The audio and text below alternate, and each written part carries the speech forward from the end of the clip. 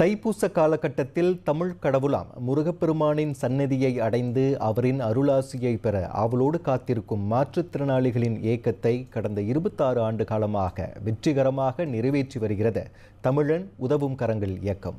குகை கோயிலில் உள்ள வடிவேலனை தரிசிக்கும் வகையில் இந்த இயக்கத்தைச் சேர்ந்த தன்னார்வலர்கள் மாற்றுத்திறனாளிகளை சக்கர நாற்காலியோடு தூக்கி கொண்டு மலையேறும் காட்சி காண்பவர்களை மெய்சிலிர்க்க வைக்கும். ஆண்டுதோறும் தைப்பூசத்தின் போது நாட்டில் பிரசித்தி பெற்ற முருகன் ஆலயங்களில் இச்சேவையை வழங்கி வரும் இந்த இயக்கம் 27வது ஆண்டாக இம்முறை மீண்டும் லட்சக்கணக்கான பக்தர்கள் கூடும் பத்துமலை முருகன் திருத்தலத்தில் அரும்பணி ஆற்றியதை பரிணாம செய்திகள் பதிவு செய்திருந்தது. இன்று காலை தொடங்கியே 90க்கும் மேற்பட்ட மாற்றுத்திறனாளிகள் தங்களின் குடும்பத்தார் மூலமாகவும் இன்னும் சில தன்னார்வலர்கள் துணையோடும் அழைத்து வரப்பட்டனர். இம்முயற்சியின் தொடக்கம் மற்றும் இவ்வாண்டுக்கான ஏற்பாடுகள் குறித்து விளக்குகிறார் மலேசிய தமிழன் உதவும் கரங்கள் இயக்கத்தின் தலைவரும் தோற்றுநருமான முரளி ஆறுமுகம். ஆக்சுவலி இது வந்து எங்கள் அப்பாவோட பிறந்த நாளுக்கு ஆரம்பத்தில் 99 செஞ்சோம். இது தொடர்ந்து செஞ்சுட்டு இருக்கோம். 27 வருஷம் ஆச்சு. அன்றைக்கி வந்து பார்க்க போனால் ஒரு 70 பேர்கிட்ட ரிஜிஸ்டர் பண்ணியிருக்காங்க. 70 பேர் ரிஜிஸ்டர் பண்ணுங்க. இன்னும் ஒரு டைம் இருக்குது. நம்ம 3:30 மணிக்கு தான் தூக்க போகிறோம். நான் ஏன்னா 5 மணிக்கு தான் மேலே பூஜை. ஸோ 3:30 மணிக்கு தூக்க போகிறாங்க. இன்னும் ஆள் வந்துட்டு இருப்பாங்க. ஸோ வாலண்டியர் ஒரு 200 பேர் வந்துடுவாங்க. ஸோ 200 பேர் வச்சு நம்ம ஒரு வந்து 375 பேர் 80 பேர் நம்ம மேலே தூக்கிட்டு போயிடுவோம்.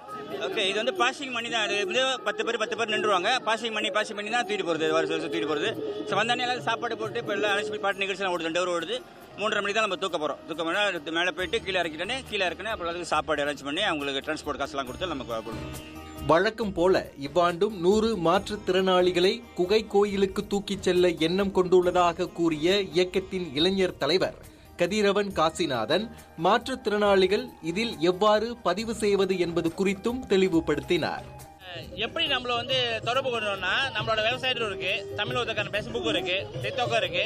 இல்லைன்னா நேரடியாக வந்து எங்களை கூட என்னை கூட நீங்க வாட்ஸ்அப் பண்ணலாம். ஏன்னா நம்பர் வந்து 902 4843. ஆனால் நாங்கள் எப்போ இந்த விஷயம் செய்வோம்னா வருஷம் தைப்பூசம் வரும்போது 2 வாரத்துக்கு முன்னுக்கே நாங்கள் செஞ்சுருவோம். அப்போ நீங்கள் டைரெக்டாக வந்து நாங்கள் வந்து எங்கள் சென்டர் வந்து பிஜியில் இருக்கு. நேராக நீங்கள் பிஜியில் கூட வரலாம். தற்போது இளைஞர்கள் அதிகமானோர் இந்த இயக்கத்தில் இணைந்து சேவையாற்றி வந்தாலும் இன்னும் அதிகமானோரின் பங்களிப்பு வரவேற்கப்படுவதாகவும் அவர் கூறினார். இதனிடையே தமிழன் உதவும் கரங்கள் இயக்கத்தின் முழு முயற்சியில் இவ்வாண்டும் வேலவனை தரிசிக்கும் தங்களின் கனவு பலித்ததாக மாற்றுத்திறனாளிகள் சிலர் மகிழ்ச்சி தெரிவித்தனர். நம்ம வீல்சேர் எல்லாரும் மேல வரைக்கும் நம்மளை கூட்டிட்டு போறாங்க.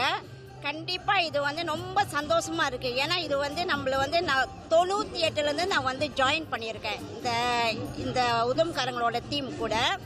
ஸோ நம்ம கண்டிப்பா இது வந்து எங்களுக்கு வந்து ரொம்ப மறக்க முடியாத ஒரு இது காலகட்டம். கிட்டத்தட்ட நான் ஒரு 30 வருஷமா இந்த கோயிலுக்கு வந்து தொடர்ந்து வந்துகிட்டு இருக்கேன்.